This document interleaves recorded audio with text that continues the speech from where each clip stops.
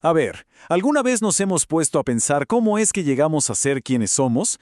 No es algo que pase de la noche a la mañana, ni tampoco algo con lo que ya venimos de fábrica. Es en realidad una construcción, un proceso psicológico fascinante.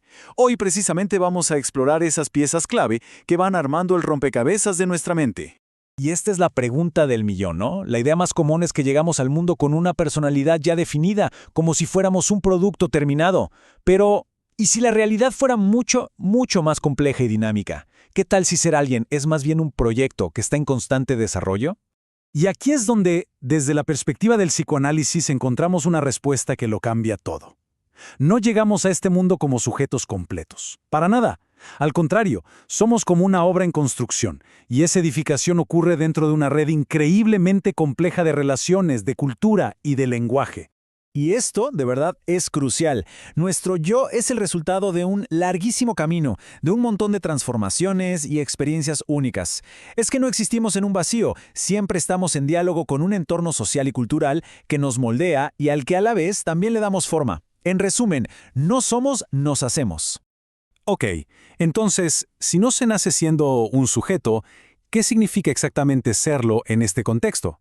Para poder entender cómo nos construimos, primero tenemos que entender qué es lo que se está construyendo.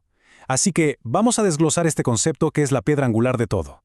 Fíjense en la dualidad tan fascinante de la palabra misma. Sujeto implica ser el agente, tener la capacidad de actuar en el mundo, pero al mismo tiempo significa estar sujetado, o sea, sostenido por algo más grande.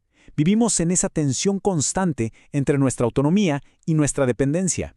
Y esta cita lo ilustra de una manera brillante. Estamos moldeados por las estructuras que nos rodean, la familia, la escuela, la sociedad.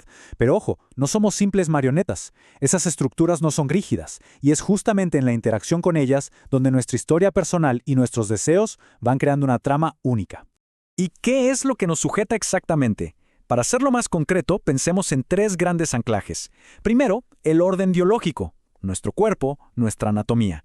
Segundo, la estructura psicológica, esa historia de vida única que cada quien carga consigo. Y tercero, el orden social, las reglas y pautas de la cultura en la que vivimos. Ser una persona es entonces estar negociando constantemente entre lo que el cuerpo permite, lo que nuestra historia dicta y lo que la sociedad espera de nosotros. Bien, ya entendimos qué es un sujeto. La pregunta lógica que sigue es, ¿cómo nos formamos? ¿Cuál es el mecanismo de esta construcción? Pasemos a ver cómo se desarrolla esto, introduciendo una figura clave en todo este proceso, el otro. Desde nuestro primer día de vida, no estamos solos. El otro, así con mayúscula en psicoanálisis, se refiere a esas personas súper significativas, usualmente los padres o cuidadores. Su función va mucho, pero mucho más allá de darnos comida y refugio. Ellos son los que nos traducen el mundo, nos dan un lenguaje, nos llenan de significados, de expectativas y también de sus propios deseos. Este es un ejemplo perfecto. Un acto tan básico como alimentar a un bebé nunca es solo biológico. Es un momento cargado de afecto, de contacto, de palabras. El bebé no solo recibe leche, recibe amor, a veces ansiedad, tranquilidad, y todo eso se va inscribiendo en su psique naciente y empieza a formar su mundo interior. Ya vimos el qué y el cómo. Ahora vamos al por qué.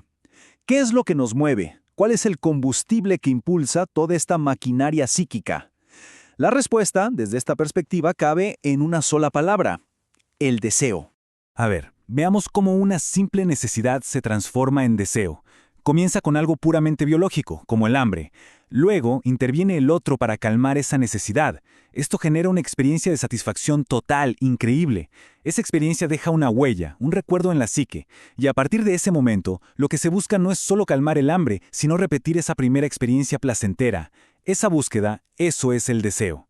El punto crucial es este. El deseo nace de un recuerdo y busca, incansablemente, recrear esa satisfacción original. Pero, y aquí está la gran paradoja, es algo que nunca se logra por completo. Y es precisamente esa insatisfacción, esa pequeña brecha entre lo que se busca y lo que se encuentra, lo que nos mantiene en movimiento, aprendiendo, creando, en fin, viviendo. Bueno, para organizar un poco todas estas ideas, Sigmund Freud propuso un modelo, una especie de mapa de la mente, para entender las dinámicas internas que nos gobiernan.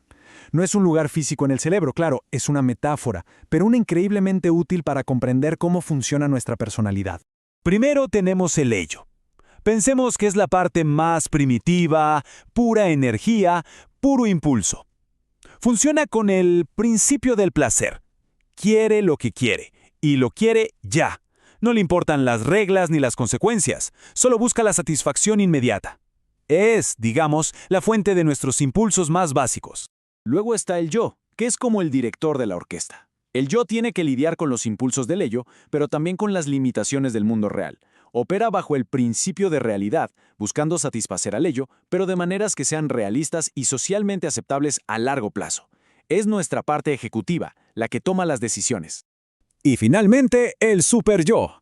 Esta es nuestra conciencia moral, el juez interno. Contiene todas las normas, las prohibiciones y los ideales que hemos ido absorbiendo de nuestros padres y de la sociedad. Nos presiona para que nos comportemos de manera correcta y siempre aspira a la perfección. Y aquí está la clave de todo el modelo. La vida psíquica es un campo de batalla constante entre estas tres fuerzas: el ello que exige, el superyo que prohíbe y el yo que intenta mediar como puede. Este conflicto interno no es una falla del sistema, es la condición misma de ser humano. Se manifiesta en cada decisión que tomamos, es la negociación perpetua entre lo que queremos, lo que debemos y lo que podemos hacer. Ahora, seguramente nos estamos preguntando, bueno, ¿y de qué me sirve toda esta teoría tan compleja en la vida real? Pues resulta que tiene aplicaciones muy prácticas, especialmente en un lugar tan fundamental como lo es el aula. Vamos a ver cómo estos conceptos se manifiestan en el proceso de enseñanza y aprendizaje. Miremos tres fuerzas inconscientes que operan constantemente en la relación pedagógica. Primero, la transferencia. Es cuando un alumno proyecta en su profesor sentimientos, buenos o malos, que originalmente tenía hacia sus padres. Segundo, la identificación. Ese proceso por el cual un estudiante admira tanto a un maestro que adopta sus cualidades como propias. Y finalmente, la sublimación. Ese maravilloso mecanismo que nos permite canalizar la energía de nuestros impulsos hacia fines creativos y socialmente valiosos, como el arte o la ciencia. Entonces, el punto importante para cualquiera que esté en un rol educativo es que entender estos mecanismos permite ver mucho más allá de la superficie, ayuda a no tomarse las reacciones de manera personal y a comprender la profunda complejidad de los vínculos humanos que se tejen en cada espacio de aprendizaje. Y así, volvemos al principio. Si todo, absolutamente todo, se mueve por el deseo, y aprender es una de las aventuras más grandes que existen, la pregunta final que nos queda es esta. Como educadores, como padres, como sociedad, ¿cómo creamos las condiciones para que ese deseo de saber se encienda y nunca se apague?